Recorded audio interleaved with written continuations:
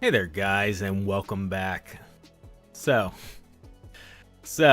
uh, some things happened here. As you can see, change list over here, times over here.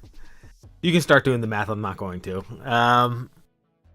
Basically, everything. I believe it was up to the third part of this, the third hour. I was still working on UI.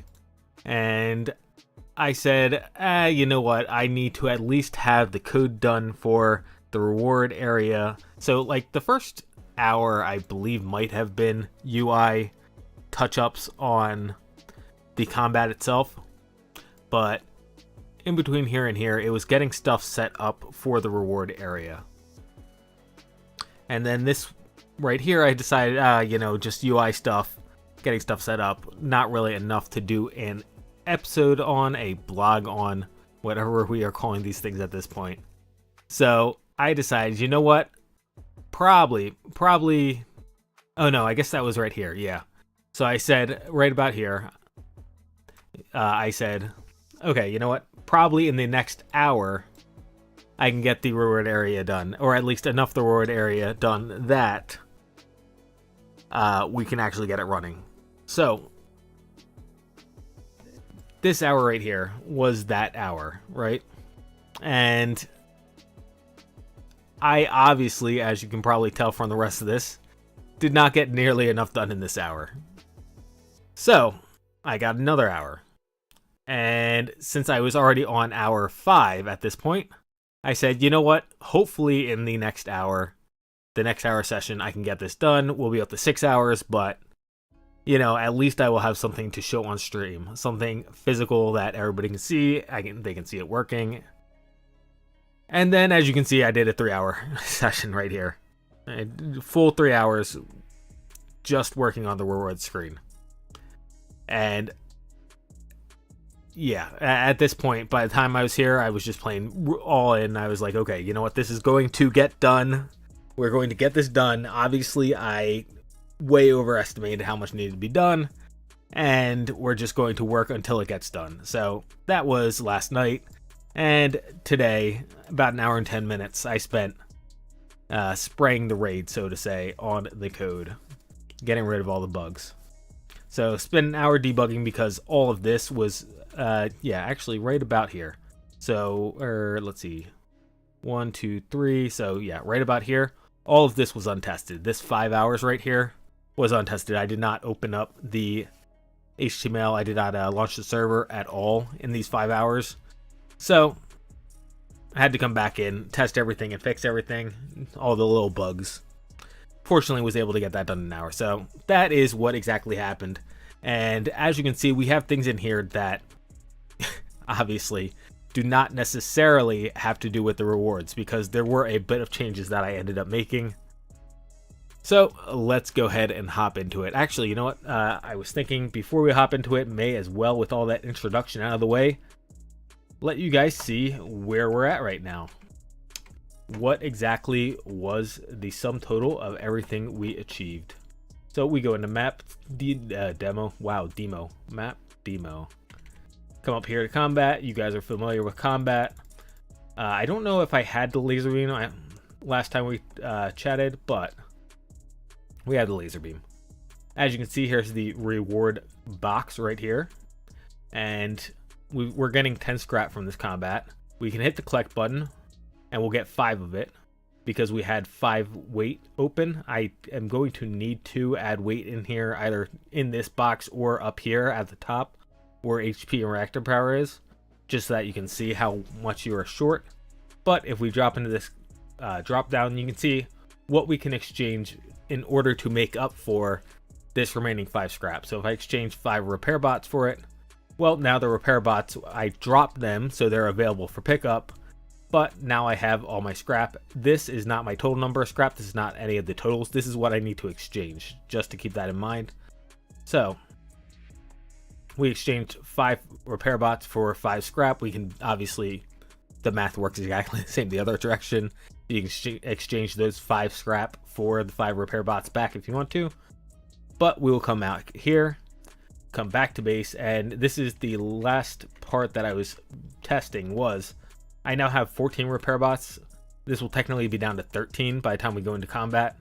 Plus I got to use 2 in order to not die in combat here. But technically right now we are overweight. So you can go ahead and see what happens when that happens. And in theory, the game should not let you go overweight. But for the time being, just for test purposes, we are. So as you can see, we can drop a whole 11 repair bots to pick up this 10 scrap because we're overweight. And if I hit this, you'll see we still didn't pick up all the scrap because that's how far overweight we were. So we're going to have to drop some more. So I'll drop some batteries. We can get, well, sorry, I dropped 3 batteries. I picked up 3 of the scrap, so we're down to 2 scrap. And at this point, I'm going to have to start dropping, you know, my weapons in order to pick up the last 2 scrap because of how overweight we are. But as you can see, everything works as expected here. I can exchange that 3 scrap back. Now, right now, and this was not something I felt like fixing because obviously we were way over, but we did split the scrap here. That should technically not work like that, but again, that should be relatively easy to fix later on. So that is the full demo. And obviously we have 0 repair bots right now because we exchanged them. So actually, order of operations there. So I moved and then got my resources at the same time. So we had, because movement every 2 squares in the game is 1 repair bot. If this was a dark room, that'd be 1 food. So just because we had 2 squares to go, we managed to just barely make it back to the station in time, get our 2 repair bots. But if we do this, then we should, oh shoot, it is broken. All right, nice. It is broken. Evidently that broke at some point. I have no idea why, but I guess I'll have to fix that. I did not go back and double check because you will recall that we used to have, you ran out of, oh, there you go. You ran out of HP. Oh, that's right. My bad. I totally forgot. You lose HP when you run out of repair bots. So this -1 actually is the problem. It shouldn't keep on decrementing. It should stop at 0. But I forgot. You can move without repair bots. It's the reactor power that instantly kills you. Whoopsies. Anyway, I know my own game. So that is the demo functioning for that part. I'm going to go ahead and switch you guys over to VS Code as soon as I get my windows rearranged. And we will start going over code. Now, I'm going to make an attempt to go a little bit slower here because there was a crap ton that got done this week. So I want to go a little bit slower. I'm going to skip over... Okay, it looks like laser pistols were something I added in the first part. So, actually, yeah. We'll go ahead and start with that in that case. So, as you saw in the demo, I was trying to figure out what the heck took me like 3 hours to design. So that was laser weapons. So we'll go ahead and go over that in combat. So over in combat, let us do combat.js. And actually, I want combat GUI. So let's go to combat GUI. There we go. And down here, let's see, where did we start out with?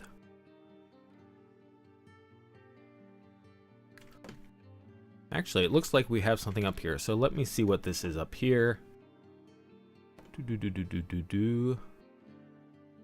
we doing right now? Initialize combat. And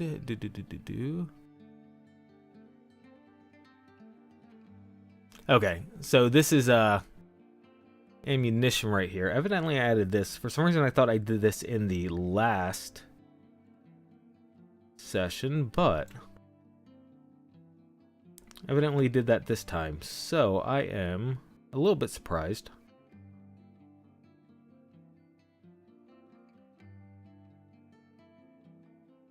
I'm just looking back over the changelog right quick because again, I could have swore that we did this one, but evidently not.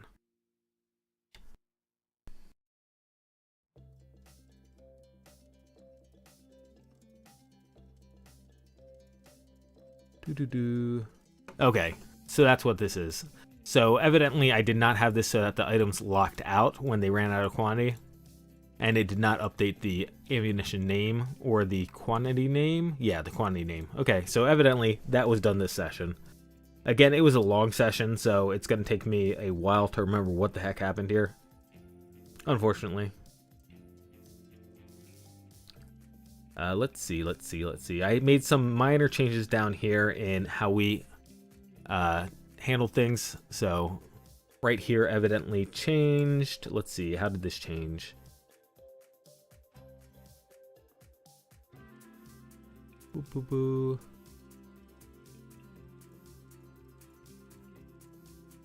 I think what happened... Oh, evidently I had a typo here. This was supposed to be player and it was enemy instead. So that was a little bit of derp. Or, I mean, it was supposed to be enemy and it was player instead, rather. Down here, combatant enemy. Let's see. KO. Player KO. So this right here was added. Combat KO update. So let's go ahead and take a look at that because that is new. F12. There we go. So I added the death animation here, evidently. So back on the other screen, let us hop back over to the internets and we'll start a new demo. Watch what happens when I kill this guy. Watch his name up here. You can see how that fades over. It should be a little bit more drastic. I don't know why it takes that long to fade, but that is that. I'm not going to bother with that. And we can come back to code. VS Code. There we go. So that was the player name change. Not too much to explain there. Obviously, we just get the box that has it, add the dead thing, and that is defined over in the CSS. Let's see, CSS, I think that, yeah, it should be combat. So, combat, player dead, there we go. So there's that. One of those things, pretty easy to, you know what, I think that's why it's not so drastic. I think color may not be animatable. That's something I actually didn't double check, so that may be a mistake on my part, but one of those things, we can always fix it later. Back over to the GUI, the combat GUI.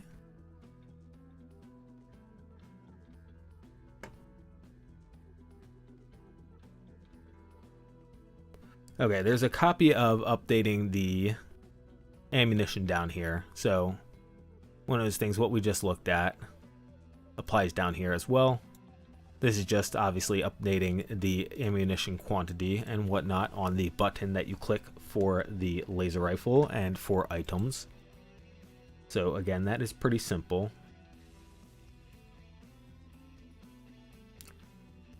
Down in, let's see. Okay, so evidently I made a change down here in the animation to separate, I believe. Yeah, so because these get animated differently, I moved things around. So this stuff used to be down here for everybody, and then I only have this up here. You know, I only copied the one into animate projectile because it doesn't need name, because the projectiles are done separately. And it looks like we... Wow, really? Did we not do projectiles at all last time? I am a bit surprised. So it looks like I made a serious error here if I did not do projectiles last time.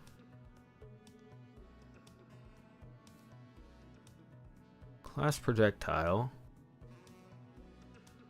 Because honestly, the projectiles animations of themselves would have been more than enough if we really didn't do that last time. Let me look at the CSS to see what we added. There's no way I missed adding this in. There's the progress bars. I'm just looking back at session 22 really quick. Huh. Progress bars, yeah. Okay, so, you know how long the session was? For some reason, I didn't think that we added the projectiles at the first, sorry. I am a bit frazzled at all of a sudden finding out that I am a dummy. So I didn't think that projectiles were added this session. I thought they were added last session by the time I got to the rewards. And for that reason, by the time I got to the rewards, I was like, well, if all I did was add lasers, which is down here. Let's see. Where is it at? It should be in damage. Yeah. Weapon range shot ranger. So if all I did was add lasers, I figured that was not enough for a session. But honestly, since it was both lasers and projectiles, lasers, projectiles, and the death animation, maybe I should have gone with that. I mean, I guess maybe that's not quite enough, and that was what I was thinking, but at this point, with as big as it is, then frankly, I was mistaken. So a lot of this stuff right here, looking at these changes here, now that we're talking about animation, actually, let me just finish off the laser animation. So one of those things really quick for the damage, because again, lasers get animated on damage. Make sure that it's a laser event, and then we go ahead and get the character that we need to animate for, get the block we need to animate it for, and just add in a laser class animation. Well, it did with the class laser, and then set the animation duration in there. It animates itself via CSS. So let's now go back over to CSS. A bunch of this stuff was copied over. I did, however, change it to change the shape of it later on. So there are some changes in here, but one of those things, relatively straightforward to parse those out if you needed to. Let's see.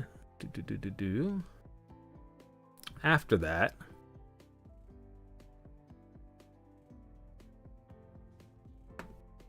it looks like okay, so the I reconfigured how this right here works. We should have had that most of this, all this code was here before. It was just all in one class. I just split up into different classes and defined it differently, so we're all right with that. That's all code that or CSS that was there before. It's just split up a little bit differently. And then, as previously described, here is the death animation in theory. But however, again, I'm pretty sure that color may not animate, which is why it is not animated. Continuing on, let's see.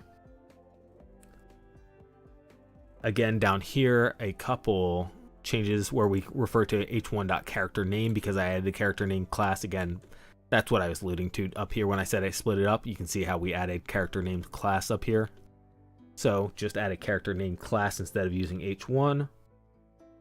And then we are on to projectiles. So projectile is absolutely positioned top 0. So you'll recall this stuff from the swing, similar to swing up here. Animation, and then player projectile goes from left to right, so this is left full length. The laser, let's go ahead and take a look at the laser really quick so that we can see what we're talking about. Bring that back up, and it is minimized. Here we go. All right, let's go fight a baddie. So here's the laser coming. Oh, I'm dead. I did not heal, my bad. All right, here comes the laser. So again, the laser does not animate on charge up, but as you can see, it goes full width, and then it starts out with a full height and slowly shrinks down. So, oh, actually, close. I'm sorry, we're talking about projectile right now, not laser. Again, I thought projectile was done last time, which is why I just totally defaulted to laser, but the projectile, as you can see, starts from the right because it's the enemy projectile and goes to the left. So coming back to the CSS,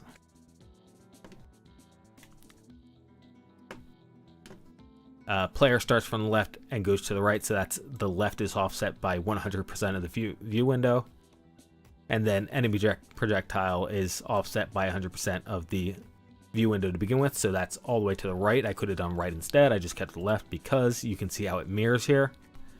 And then goes to 0% of the window. So there we go. So that's the projectile. And then for the laser, and this is what I was starting to explain before I got silly. You can see how it's positioned. We're 80% of the view window because that's how I think that laser animation, rather than the pew pew laser, I like the all of a sudden it is there and then it dissipates kind of laser. You know, because it moves at the speed of light. So that's why I'm animating it like this.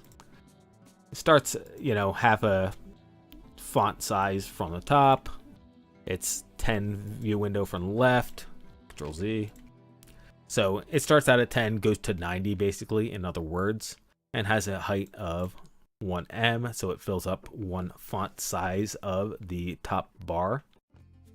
You can see we have different colors for players and enemies, and then you can see that I'm using this clip path, and it is an ellipse with 50%.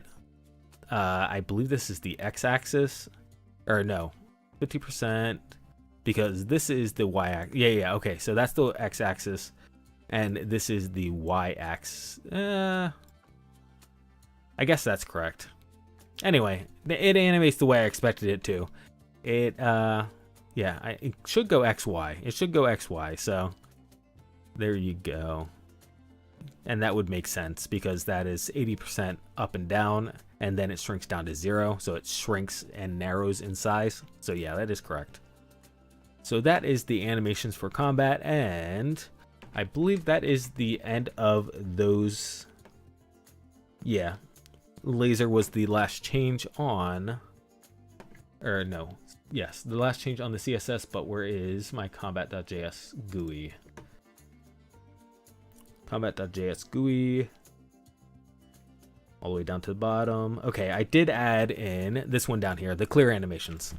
Obviously, the projectile and the laser are all divs that we add to the window, so they need to be removed afterwards.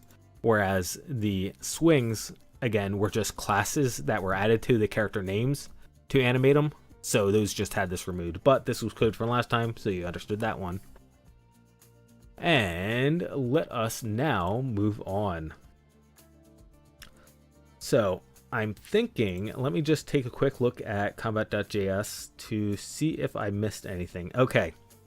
This was another thing. Yeah, so I probably honestly had around about hour 3 or 4 had enough content to do a session, a recap last time, it looks like, and I just really underestimated how much I did, because honestly all this stuff, the laser animation, the projectile animation, and this lockout that I'm about to get to, all of that was very easy to do. And again, it made me think that the projectile was actually done the session before, was how quickly I got done projectile.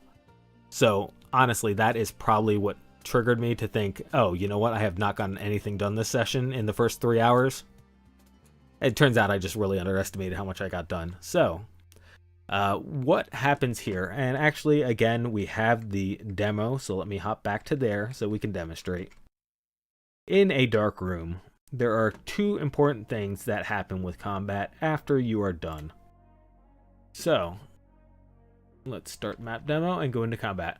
We're going to kill this guy, and right there. So the Space Brigand, and I probably could have waited a little bit. Actually, yeah, let's wait a little bit to get the full effect.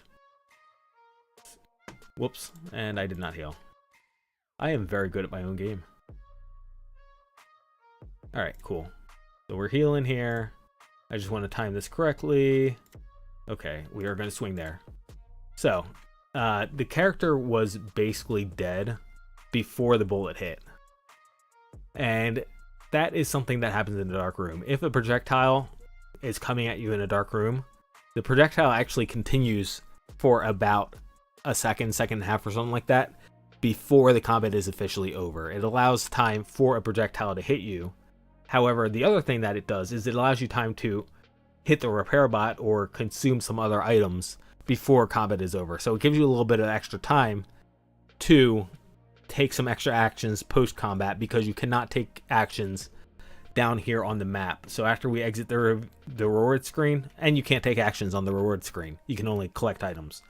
So since you can't take actions anywhere else, it gives you a little bit of buffer time to really quick buff yourself, heal yourself, whatever you need to do at the end of combat. And it adds a little bit of, you know, suspense, because if you have a bullet coming at you and you're at 1 health and you have no repair bots left, well, at that point you may actually die even though you killed the enemy first. So it's a nice little feature to have, and that's what we implemented. So we will go ahead and look at how that is implemented in code. So over here in combat, and give me half a second to get the GitHub up so to double check to see if there's anything else I need to add here, need to mention here, aside from what I'm about to mention. Sorry. Okay, there is one more thing in here that got changed that was part of the projectile, but I'm going to get through what I'm talking about here, and then we will circle back to the last projectile change that had to happen. So we added in this lockout equals false. And as you can see from the note here, this is a post-combat time period where the player can still activate items before combat is over. The player can also be hit by projectiles, but we'll gloss over that for the time being. So basically what happens here is we come down to the handle KO function. Here we go. And in the handle KO function, you can see if the player is code, we don't activate this lockout, but if the enemy is code, and we don't do that because the player can't take actions because he's dead, okay? But if the enemy is code, then we activate a lockout, and the lockout is set for util.now, so this timestamp plus the lockout period. Lockout period is set up here for 1,500 milliseconds. There we go. So 1,500. So when we get to that timestamp, which is now plus 1,500 milliseconds, we'll be able to officially end combat. So, coming up here to the combat, not the combat stack, the combat loop I'm looking for. There we go, combat loop. You can see how now that we have this lockout period in effect, if the victor is player, so we're checking for victors at this point, and let me just double check that this was in the code before. Yeah, okay, so this was in the code before, but we were not checking who was the victor. Before we were just checking for a victor and then calling this .resolve combat. So now we only resolve combat immediately if the victor is the enemy. Otherwise, if it's the player and this .lockout is less than utils.now, because again, we have to get past that timestamp in order to finish combat. Well, once we're past that timestamp, then resolve combat. So that's the first part of lockout. The second part of lockout is the enemy cannot take actions because he's dead. So we go ahead and handle that here. Well, we could also use enemy.isKO'd instead if we wanted to. That would be more precise, but it's one of those things. This is a little bit quicker, I'm assuming, because it's just a boolean on a value as opposed to going into calling a reference on the character that then checks the HP, goes into statistics, gets the HP out of statistics, and then compares that to 0. So I'm assuming this is a hair quicker. It's one of those things, as I always say, modern computers are so quick that you really don't need to optimize for that. But, you know, one of those things, I'll just mention it because... And it looks like, in addition, I did make a change here. Okay, yes. So if we are locked out, so this is the else, if we are locked out, then we still need to process the enemy's projectile weapons. Any projectile weapon that, as you can see right here, warm up is ready and it's ranged. So if it's ranged, it's a projectile weapon. And warm up is ready, so that means that it is in the step 2. You will recall back the other session we were talking about how weapons progress when we changed them over to timers.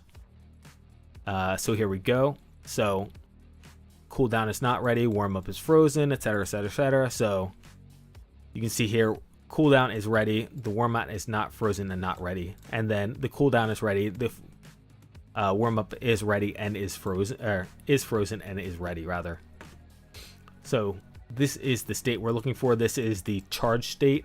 Again, the charge state on a projectile weapon is when the projectile has struck the opposing character. So this is the state we're looking for in the check right over there, combat.js.scripts. So we check if warm up is ready. That means that the projectile is hit, and therefore we add the damage onto the character. All right, that I believe is everything that we need to know for the lockout period. So I can now circle back to the projectile change. So over here in items.js, and let me see if I can get an exact line there. Okay, yeah, we added back to, we did not have ammunition in here, and I had a note, a to-do in here. Actually, we can go ahead and delete this to-do now. And I am not going to, I did not do that, so that is not how we handle it. So this is weapon, we need weapon type, there we go. We added this dot ammunition. So if this dot ammunition right here requires ammunition, so we can check if it requires ammunition for any weapon that requires ammunition. And obviously you just check for that to be a value that is that is defined as opposed to undefined. So that's how we handled checking for ammunition. And then for using ammunition, let's see. Well, actually, additionally, we also have to check that we actually have ammunition for the character. And that is the next change that we got into in combat.js. So in combat.js, what we had to do was on all of our, whenever we're checking for stuff. So let's see, that would be, let's see. Actually, I should just use GitHub. 1 second. Combat.js, wrong combat.js. No, that's the correct one. Let's see, this was what line? 170. Okay. So when we're checking for fireable and stuff like this, so get charged, fireable, there should be another one. 209. You'll see how we're passing in action.activator and stuff like that. That is because we actually need to check for ammunition now, and therefore is available, needs to check for ammunition, which means that it needs a character to check for the ammunition on. Is fireable, needs a character, check the character for ammunition on. So missing ammunition right here, you need a character to find out whether or not you're missing ammunition. So that all had to change. Now the next thing that had to change, or that well, actually, sorry, down here again, same exact thing in item. You know, if we need to check for is fireable, we need to pass that into, which means that the fire also needs the character in it. So we had to add a lot of those extra features to actually make the thing work. Now that we have projectile items that use ammunition. Now. On top of that, and this is where I believe I'm going to deviate from my normal chronological recapping.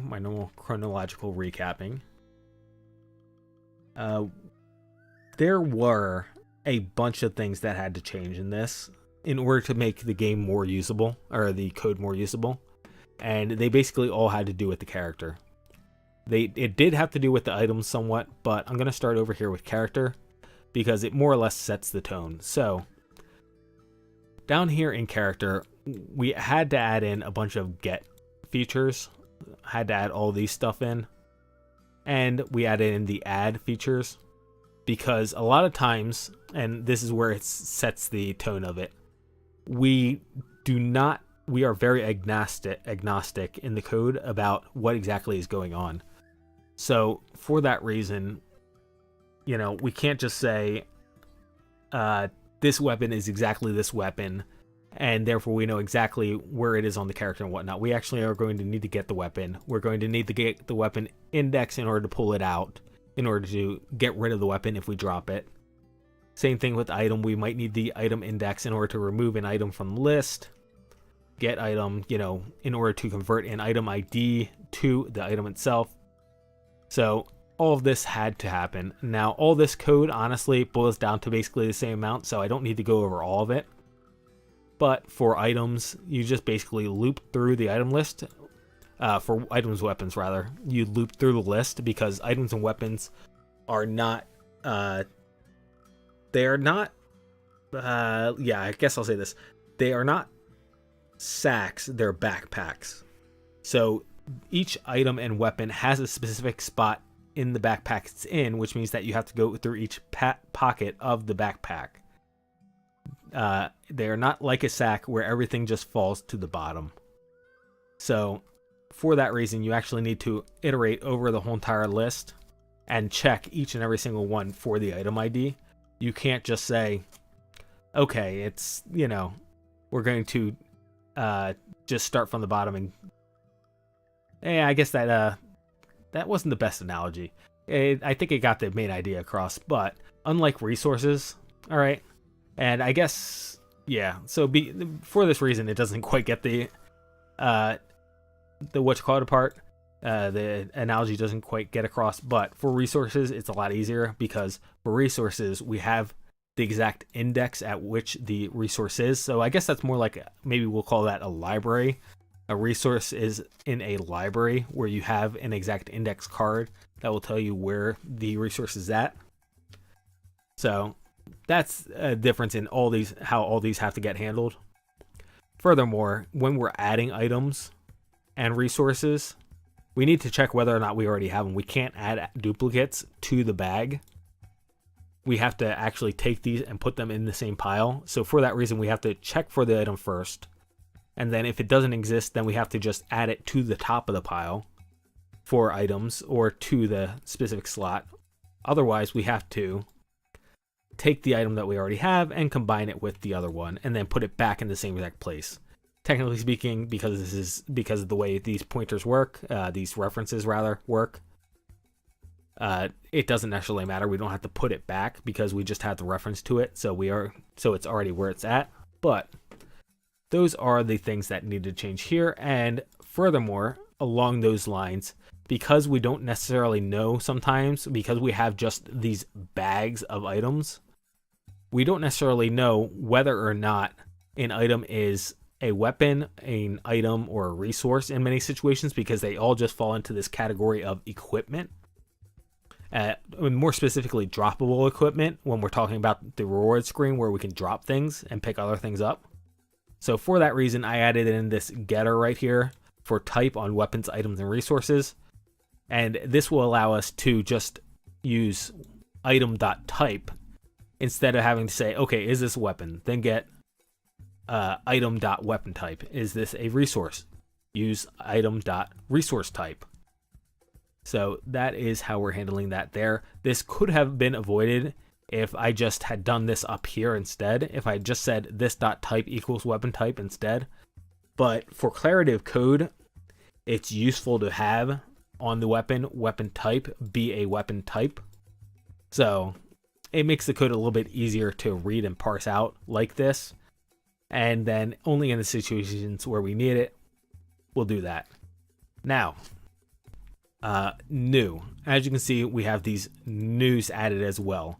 And this comes down to splitting up items. It's really not important for weapon. I added weapon just because, but for items and resources, when we are on the reward screen, and you'll recall that I wanted to pick up 10 scrap. I had 5 weight open, which means that I have to drop 5 quantity of repair bots in order to pick up that extra 5 scrap in order to get all 10 scrap off the table.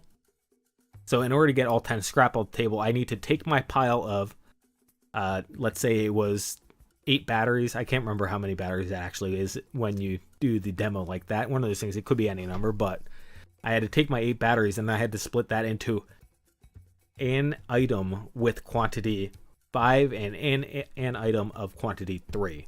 Now that an item of quantity 3 was technically the item that was still in my bag, so I can just subtract 5 off of that item. However, the new item needs to be created somehow, and the easiest way to do that is to create a new item, set this item type, and be done with it. As you can see, we have no other attributes in here that we need to worry about. This cooldown will be initiated by itself.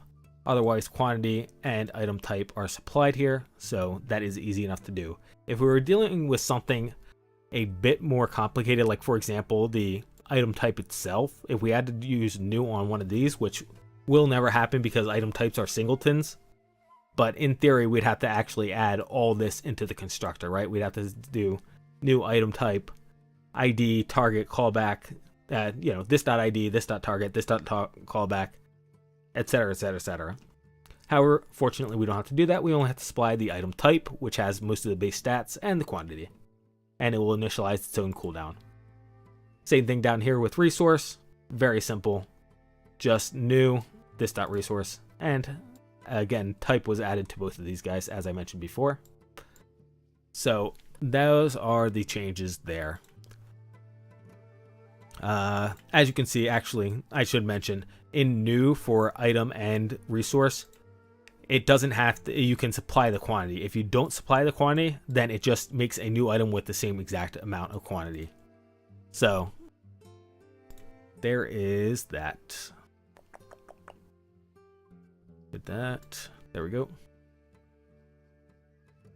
All right, and that is a category of changes that we've made. So let me look at the GitHub to see what category of changes I want to do next. Let's see. We covered the getters and setters in character. We covered everything in combat, so that's good. That's off my list. Obviously, you may have noticed that I added in a few things such as the laser gun, so that means that I had to update our JSON files over here. So first off, we added in ammunition. Ammunition is obviously the ID number. We do not have an ammunition quantity, so that's something we could add in if we wanted to, but I don't think we will, because again, this is supposed to be a relatively simple and straightforward game in terms of mechanics. So you just use one of each ammunition. So if your ammunition is batteries, it's just one battery. It's not 5 batteries for one weapon and 3 batteries for another, and etc, etc, etc. It's just a battery to power the weapon, as an example. So we added that in, and then we also add in this whole entire block right here. This right here is the laser pistol. So I added that in as an item. And it looks like I added in a couple other things, but I don't think they're really worth. Oh, actually, here's something really reasonably important. I updated the capacities here because I realized that the capacities were way too low. So this is one of those game balance things.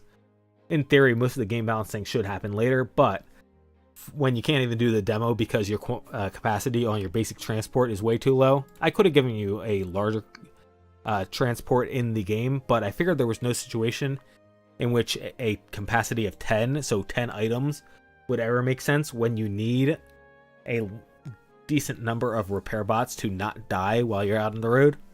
So it seemed reasonable to me to up the capacity by 10. This used to be, let's see, 10, 15... Yeah, 10, 15, 20. So now it's 20, 30, 40 instead.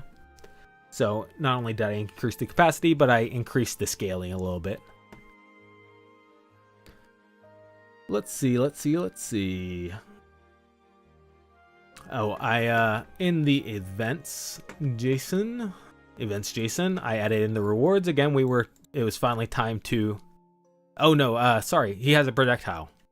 Okay, so yeah, this is not something I demoed in the, in the demo. I did not show you in the demo, rather. So let's hop over there really quick and we can see it in action. So we hop in here, we fight this guy, and I fall asleep at the wheel. Try not to die. 3, 4, 5. You should probably understand where I'm going with this. 6, 7, 8, 9, and 10. And I'm not going to heal myself. Shoot. Okay. Evidently I miscounted. So, anyway, he has a set number of ammunition at this point. I wonder if I miscounted or if that was a bug, because I could have swore that worked before, so I wonder, part of me wonders whether or not I really miscounted or whether or not I accidentally screwed something up while I was doing other bug fixes. But regardless, I know at one point he would run out of ammunition and stop firing. So, that was the change. We added ammunition to the guy so that he can stop firing at some point, run out of ammo. Let's see. Boo boo boo.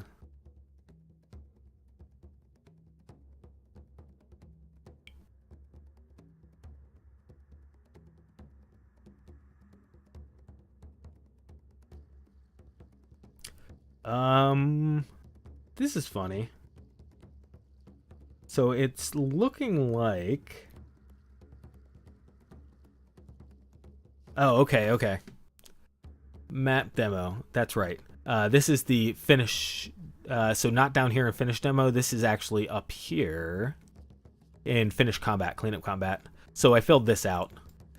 At first I thought that this was something from previous, but no, this is finish combat. So we added in the remove all listeners, which again happens down here at the end of the game when you get your game over. And then we also hid the combat box and event box. Very straightforward code. No big deal there. Just basic cleanup procedure.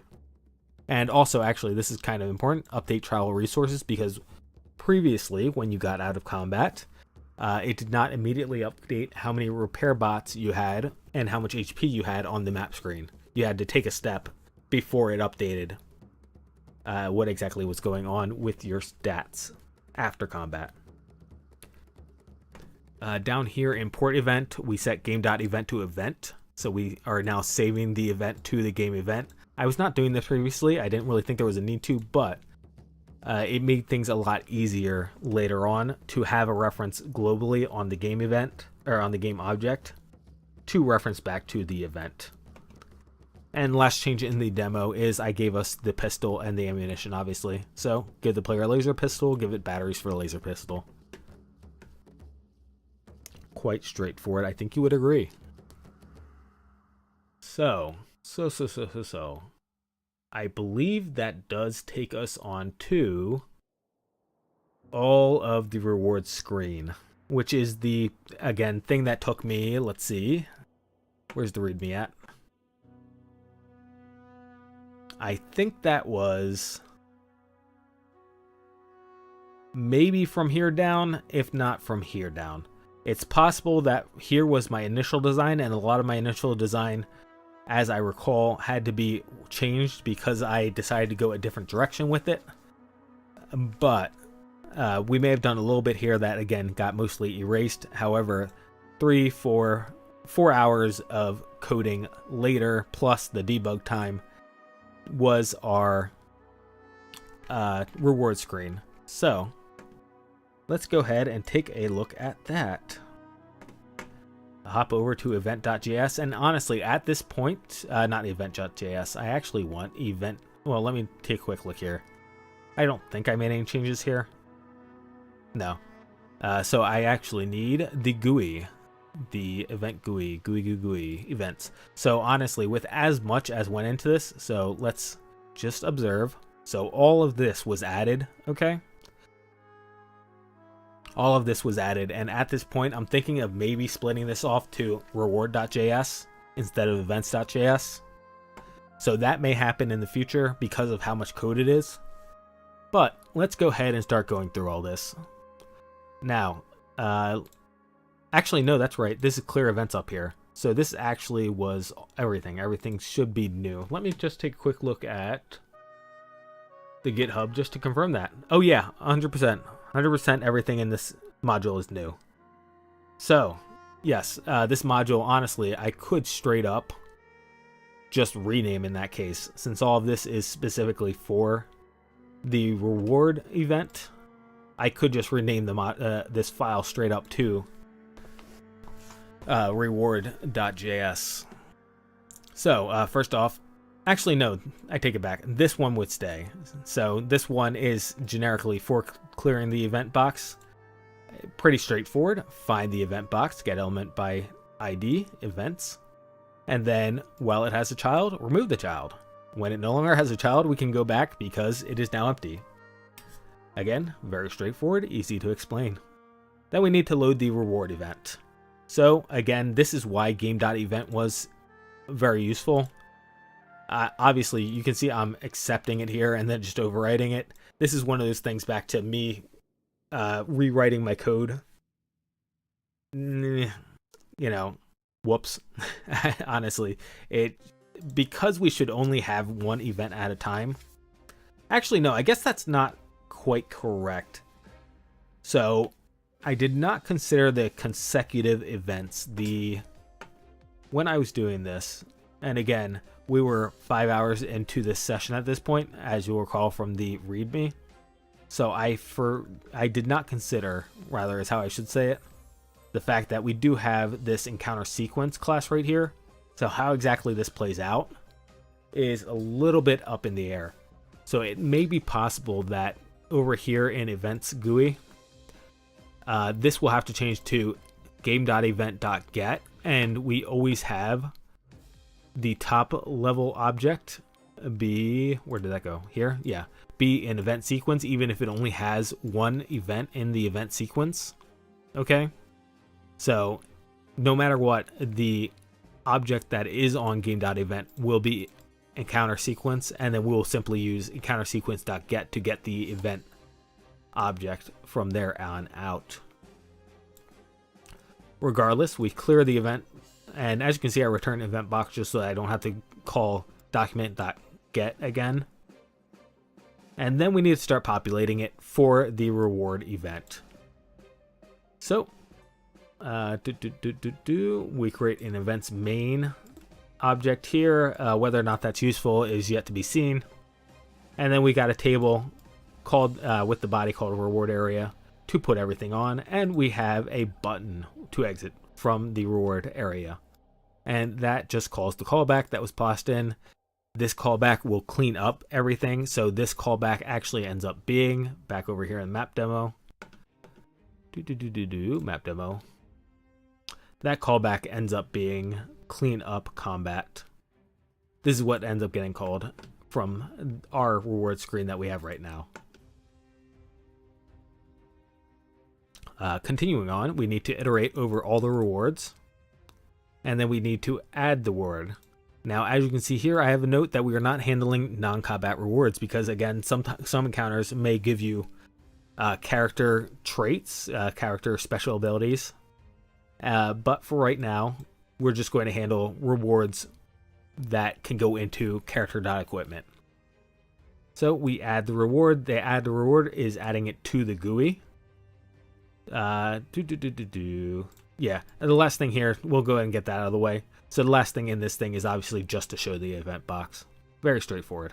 So down here in add reward, we get the reward area, straightforward. We're going to need the player's name for these functions down here. These callbacks are going to need to access the player because they're going to do things like take things in and out, take things and put things into the player's inventory.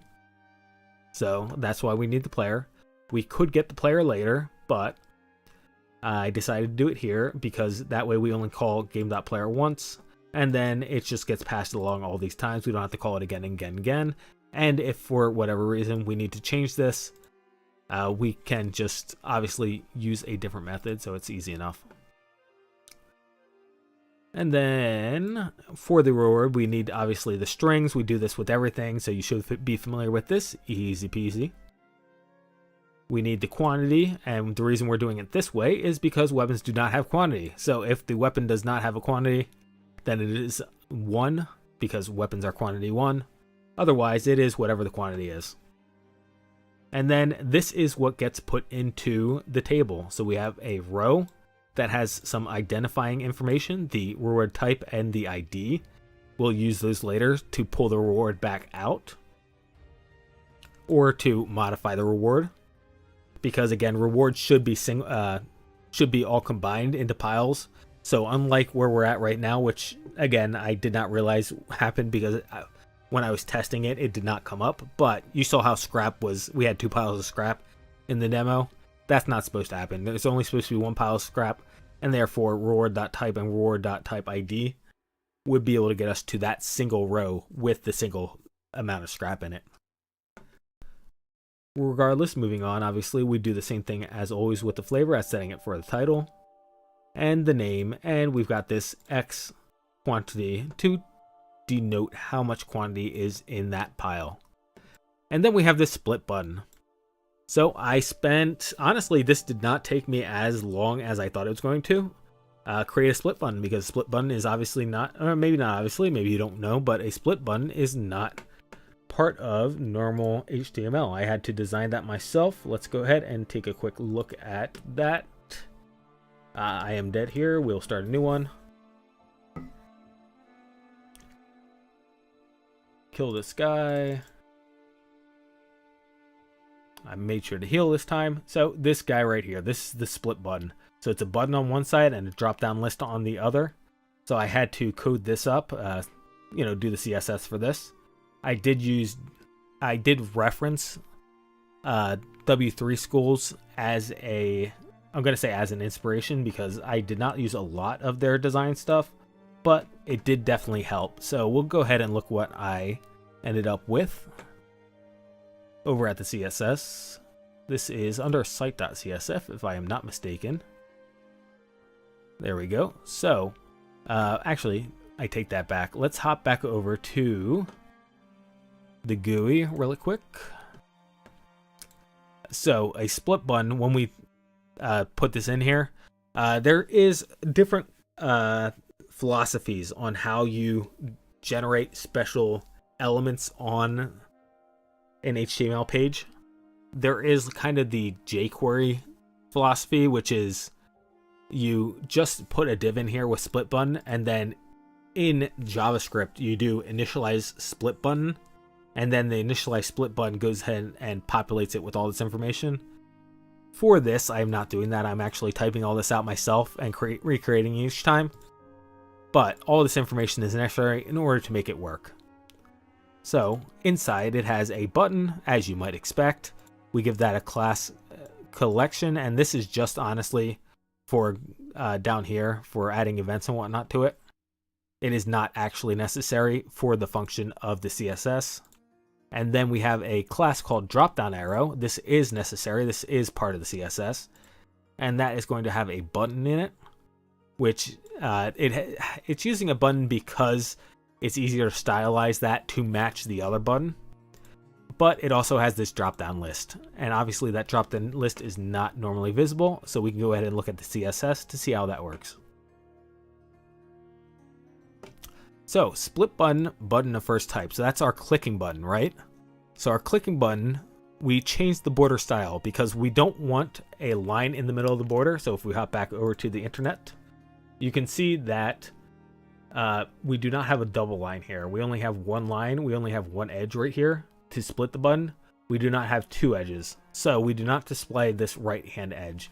Now, frankly, I did not try to see what happened if I put that edge in there. I just assumed it might overlap. But there's a possibility with the way this is laid out, as you'll see in just a minute, that it may overlap enough that you may not notice it. So, regardless, going back to VS Code, we added the border radiuses and the border widths back in. And the reason we had to do this is because if you do not do that, let me just demonstrate. Inspect. And for this class, I'm going to deselect this stuff. There we go. So as you can see, if you change only the border style and the outset in the CSS is the default for, actually, let me go ahead and show you. Hopefully that works. Yes, it does. Cool. So here's our dev tools, the inspect tool. So as you can see, the default down here, the system default, the user agent style sheet, the system default is outset borders. So even though the default is outset borders, and this says that the border width is 2px, as you can see over here on our button, this is most certainly not 2px, you know? This is most certainly bigger, or at least, well, let me change how I'm saying that. It is not displayed as 2px. It does not appear over here. So this side is using 1px, right? And the default button in theory uses 2px's, but as you can see, the outset with 2px's does not look the same as the default button on this side. So for that reason, we had to go ahead and manually describe those things, which again is up here. That is this stuff, and as you can see, now it looks exactly like the buttons normally do. If you compare this button to this button over here, it looks exactly like a normal button. So we had to override that stuff because the user agent sheet and how the browser interprets CSS did not line up with reality. Or at least it broke when we modified the CSS. That's the other way of describing it. So that is that.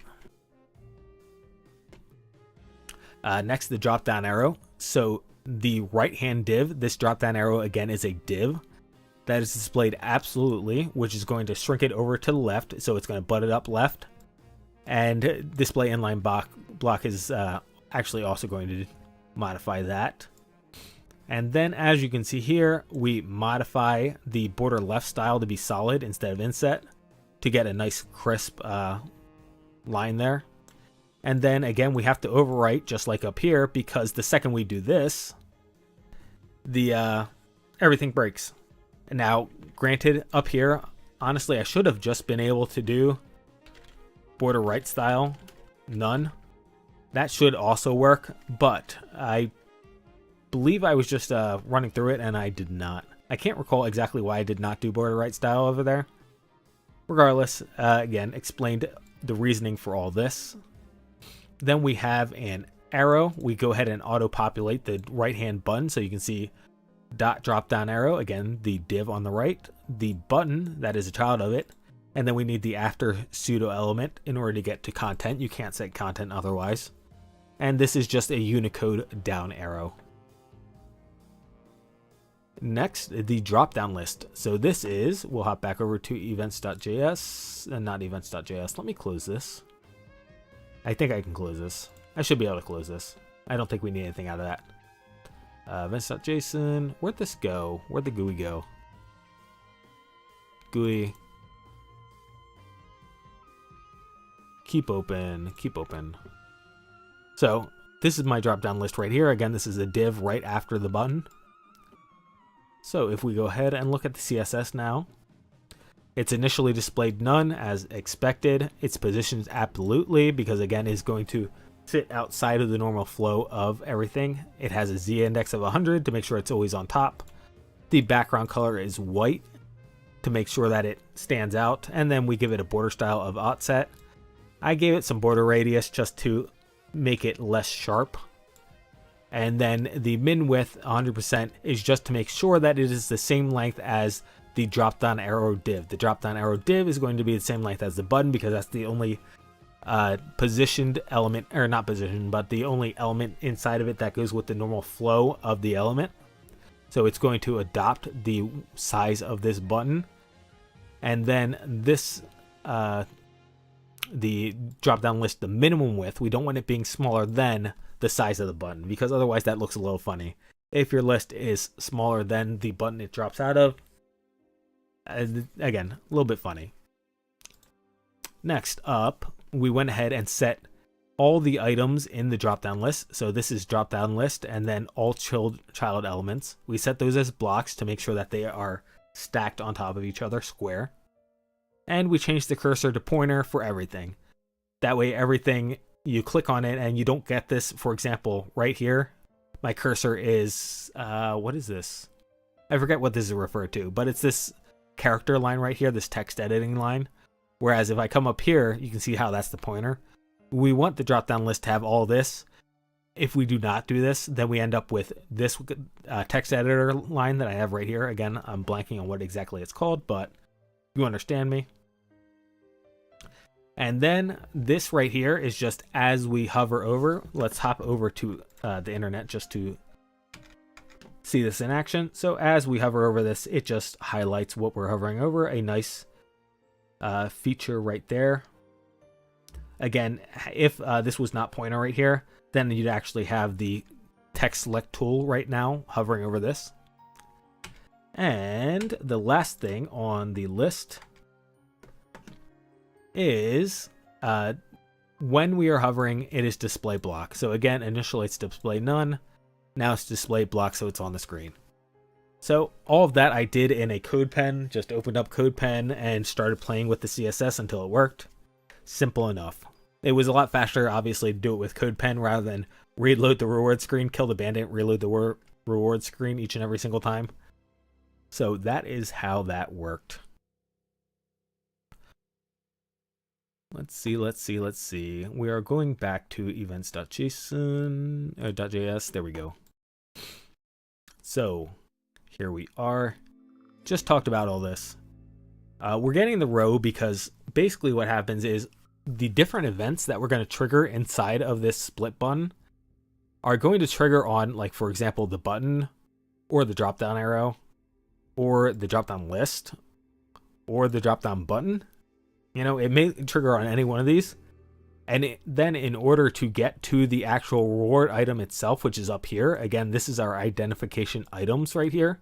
In order to get this information, we're going to have to backtrack all the way up out of this element. And going up is significantly more difficult than going down in JavaScript and HTML in query selector. So for that reason, we want to just start out at the very top place. So we just use row in order to get the last element. Again, the last element in the table body is going to be this row. So we do that in order to make our lives easier in the future for finding information or modifying information. For example, when we change the quantity in here. That is that reason right there. We obviously on click, so on the collect button, we connect that to collect reward. When we hover, we want to populate the drop-down list. So that's update cache is what I call it. That's the population of the drop-down list. And then right here, when we actually click on the drop-down list, we want to go ahead and exchange the cache. So we want to drop items onto the reward area. And then on top of that, so we don't spend extra time clicking, it also auto collects the specific reward that we're on right now.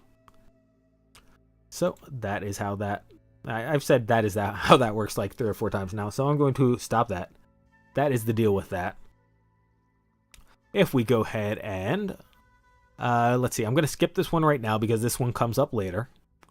We will go ahead and go down to update cache because that is the next logical one. We were just talking about the drop-down list in depth. So we'll look at that. So first off, we need to figure out when we're populating this list gets populated with the maximum number of items you can exchange for the maximum number of reward you can collect.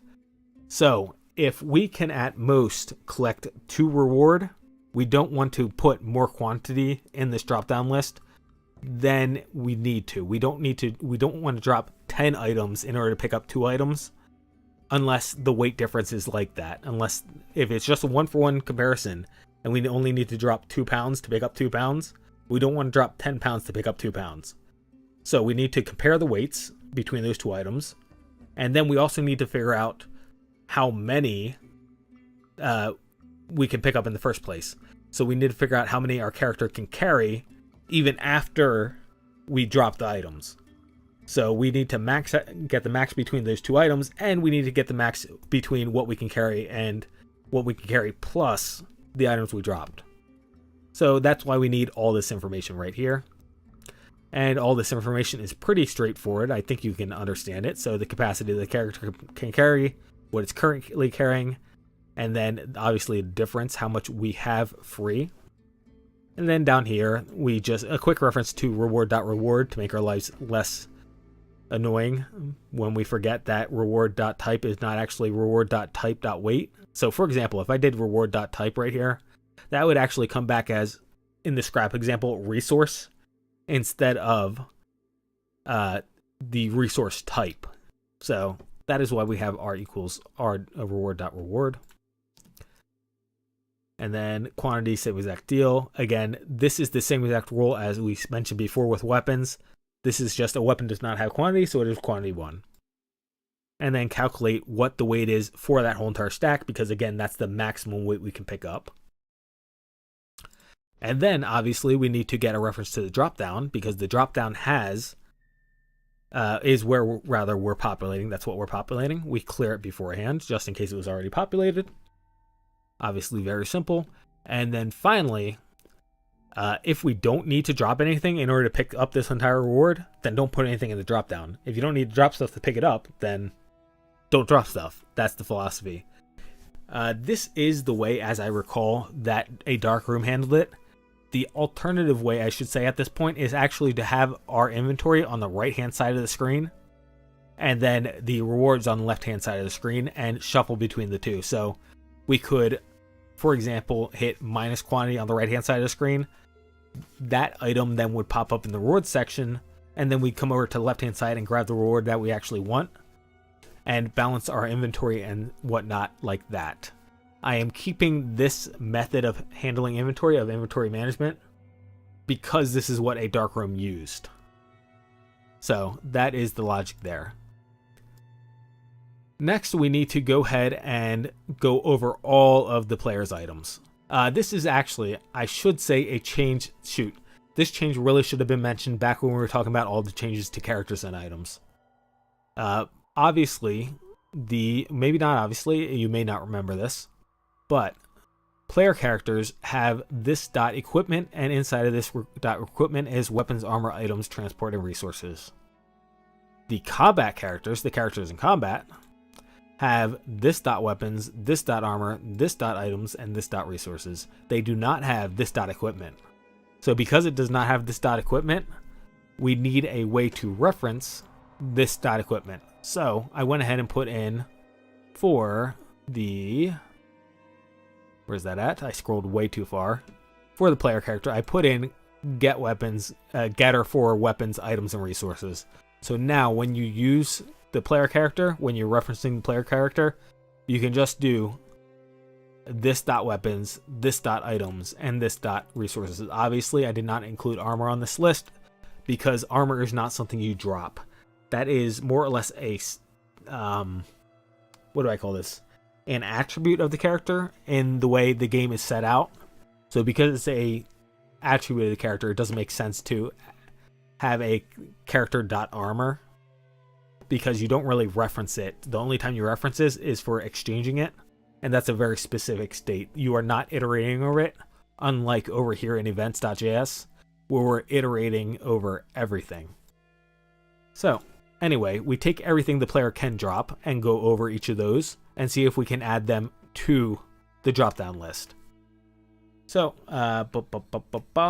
obviously all this stuff should look familiar. We've done over this a million times. Otherwise, actually, no, all this was explanatory.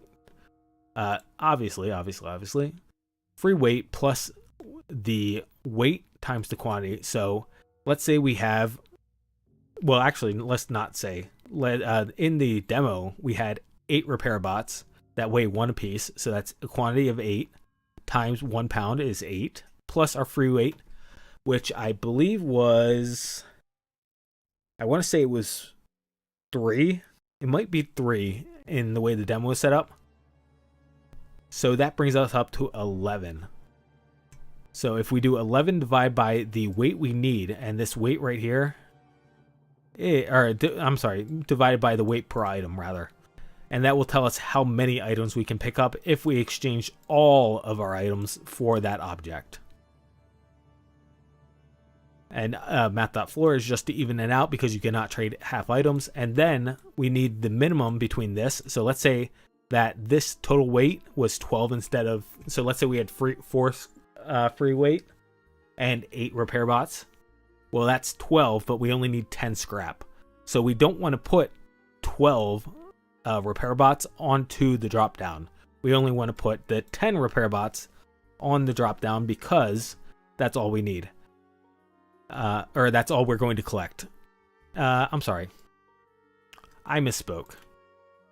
We've been here a while, and there has been a lot to cover. I apologize for misspeaking. this is the number of items. I just said that. This is the quantity of rewards that you can collect. So this is not going on to the drop down. This is just us deciding how many we can collect. So we want that to be at most the number of items we can collect. We don't want to try to collect 12 scrap when there's only 10 scrap in the pile. So collectible is the number of chances that we can collect. In the off chance that collectible ends up being 0, that means that no matter how many of this item we drop, this item evidently weighs so much. Or I'm sorry, this item, the reward we're trying to get, evidently weighs so much that no matter how many of the other items we drop, we cannot actually clear up enough space to pick up the item. This may be a... Let me see if I got that right. Yeah, I did get that right. I did get that right. However, this seems like it may be an error to me. I probably should have thought of this more, because even if you can't pick up a single item, a single reward by dropping all the items, that still does free up weight in your backpack, and therefore you should be able to do it. So this, I do believe, was an error, adding this line in. So I'm going to delete this line right here. Droppable, I'm going to have to double check this one, because collectible at this point is going to be 0, right?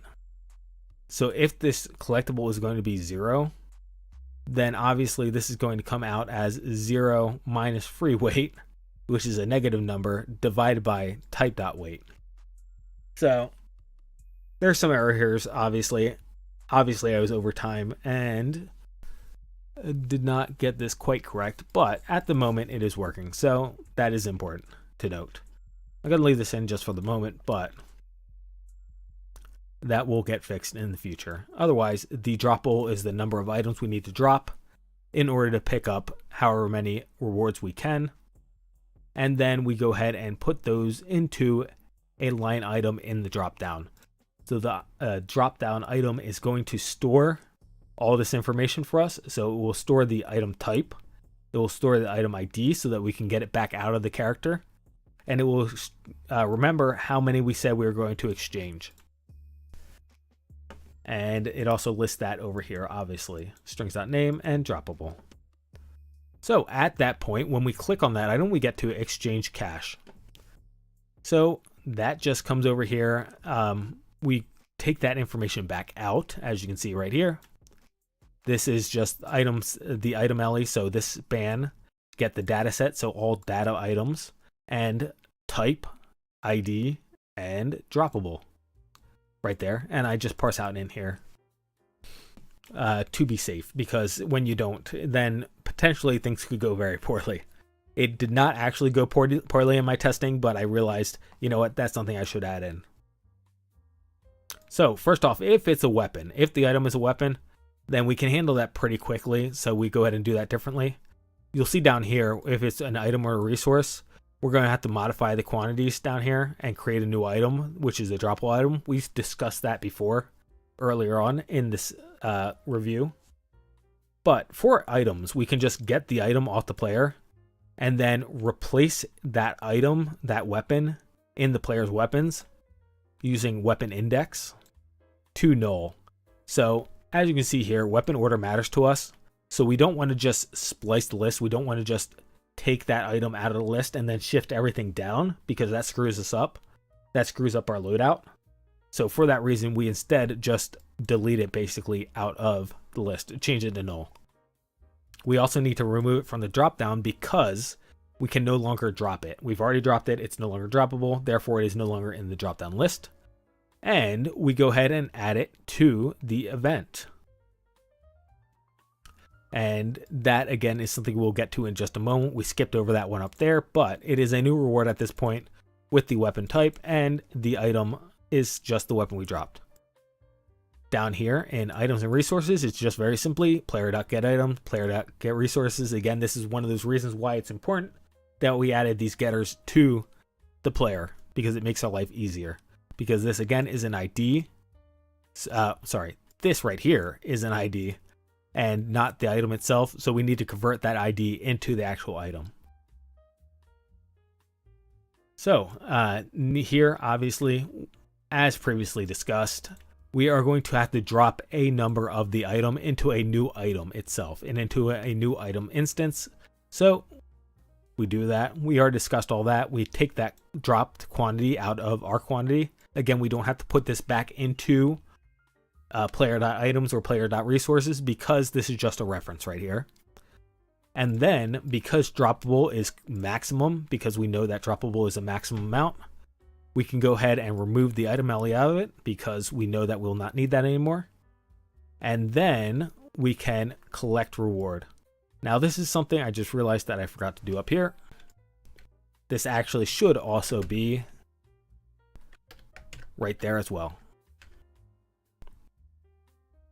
Evidently, we were dropping weapons and not getting the payoff for dropping the weapon, which is a little bit annoying. Now, granted, this actually does not break the code because you can always go back and click the collect button on the page. So, oh, the demo's already over. Never mind. But you'll recall that this is a split button. One side is collect, the other side is drop and collect. So, even though we do not collect the reward up there, you'd still be able to collect the reward after it was dropped. And finally, again, events.reward type new reward. So at this point, we can come up here to, let's do add new reward to event first, just because that's fairly straightforward. And this actually should be a capital W. So right here, as you can say, again, this is going to be a lot quicker otherwise. But weapons are single. Sorry. I am running long here. I did not expect to spend over an hour and nearly an hour and a half on this review. So I'm starting to rush it a little bit. So forgive me for that one. Normally these are 30 minutes. This is the mega episode. So weapons are single quantity. Because they're single quantity, we don't have to go into the reward area and find the previous, try to find rather a previous copy of it. So for that reason, we can just push it onto the reward stack, which is right here, the game event reward. Okay. We can push it onto that and add it to the GUI. So now it's both on the event object itself and in the GUI. And this add reward, we already went over. That's where we did all this stuff. Otherwise, these are stackable. So therefore, and again, this should have run when we did the code. So evidently I screwed something up in here. This is because this did not work right here. That is why we ended it with 2 stacks of scrap at that one point. So first off, we checked other.type equals reward.type, and this actually may be the reason. Now I'm thinking about it. When I generate the rewards, my guess is, this is just a guess, you know, based off the top of my head, but I'm guessing in events when we generate rewards, I'm guessing we use lower type. Yeah, we do.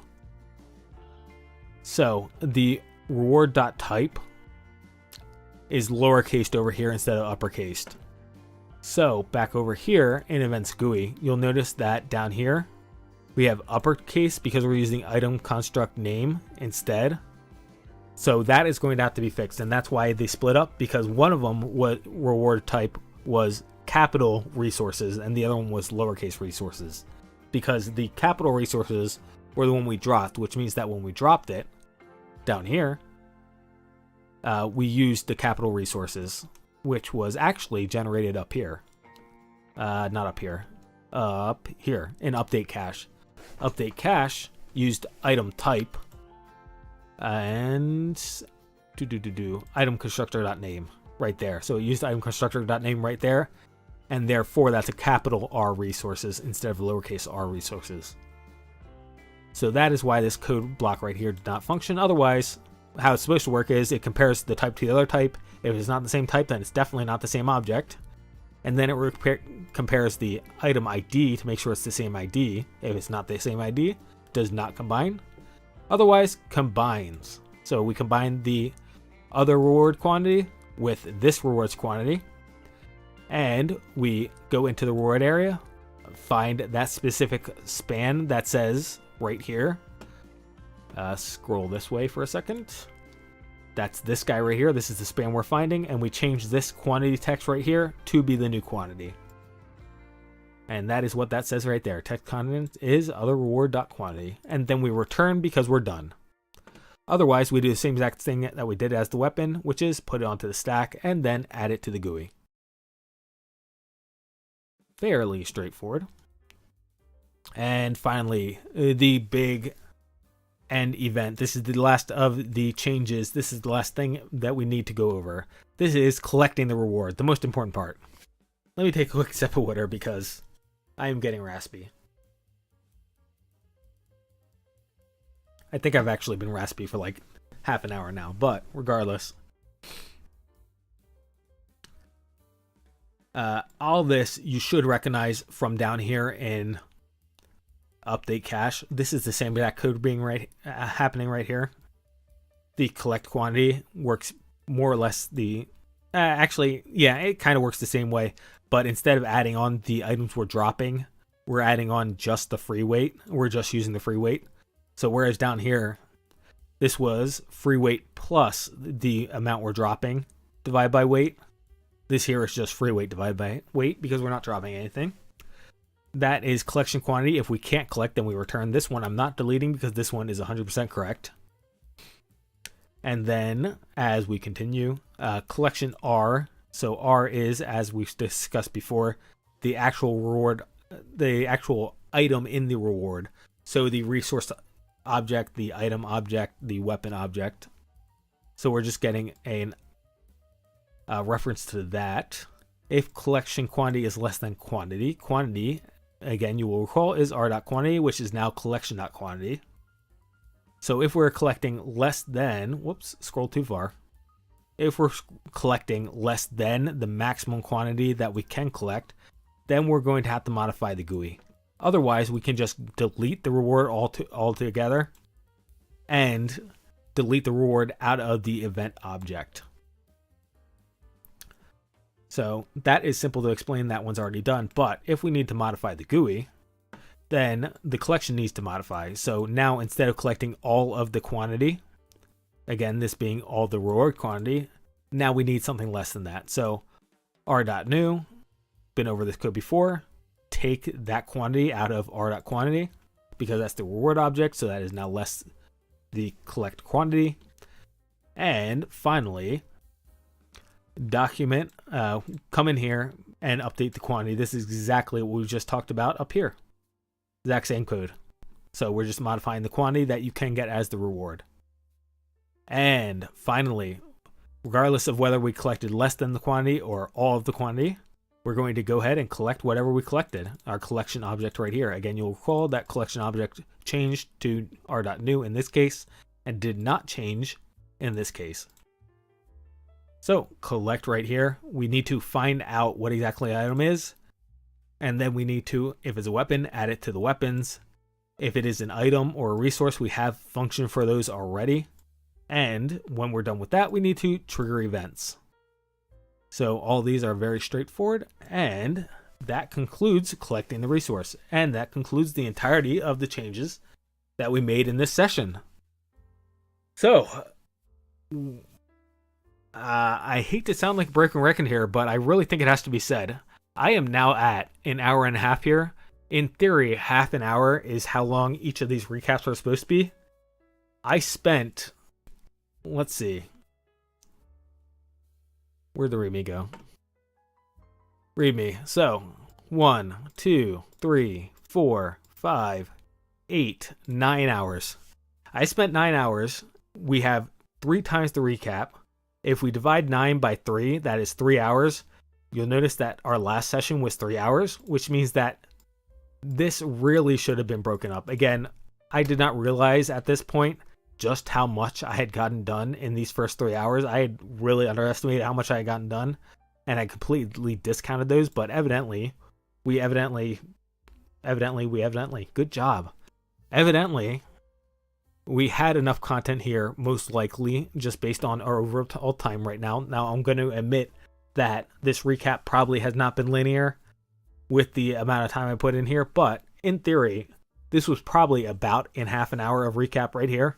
So this could have been its own event, its own, This down here would have just been an hour at that point of recap for 6 hours of, 6 hours of coding time, which, one of these things, let's see, 1, 2, so I can't really split it right here. Right here, we definitely did not have half an hour recap.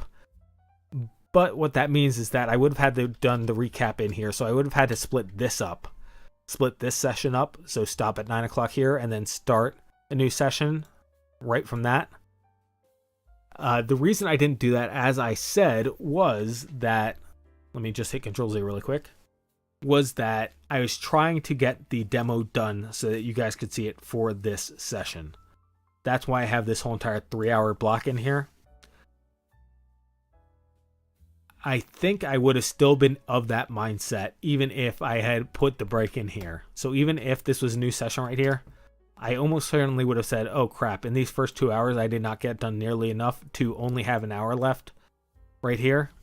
And we would not have enough, I would not have been confident that we would have enough content to go over. I think that's probably accurate.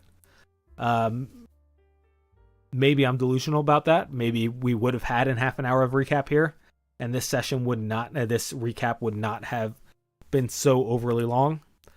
I suppose that's just something I'm going to have to work on in the future. One of those things, I don't know about you, maybe you're really enjoying the fact that this recap has gone on for as long as it has, and have enjoyed seeing a substantial update to the program, as opposed to little tiny bite-sized updates. Maybe that is actually more preferable to you. So at this point, I'm going to try to get us back down to half an hour recaps. And I'm going to try to make sure that we are much closer to the 2 to 3 hour mark per session, as opposed to the 9 hours that we were on this one. Because again, the point of this whole entire deal was rolling updates. And the only reason I was saying that they might run longer, such as with this, was for on-screen design reasons. You know, for stuff that did not really change the game too significantly. It just changed how the game looked. That was obviously not the case in this one. This one ended up with all the changes to character, all the changes to items.js. You know, so there was a significant update in this one to the code base. And yeah, I mean, it is at this point, it is what it is. You know, can't go back in time and change it. So we will attempt not to do this again. Unless I get told that it's much preferable to have an hour and a half recap as opposed to half an hour ones. So anyway, if that's your opinion, you go ahead and put it out there. But I think it's better to have rolling consistent updates rather than having to wait 1, 2, 3, 4, 5, 6 days. Yeah, nearly a week for update. I think it's more consumable to have an update every 2 to 3 days. But hey, that may just be my opinion. So, regardless, if you guys have stuck in there with me over this long recap, thank you for sticking around. And that is going to be it from me. So, I hope you have a great and wonderful day, afternoon, or evening, wherever you're in the world. And I will catch you next time.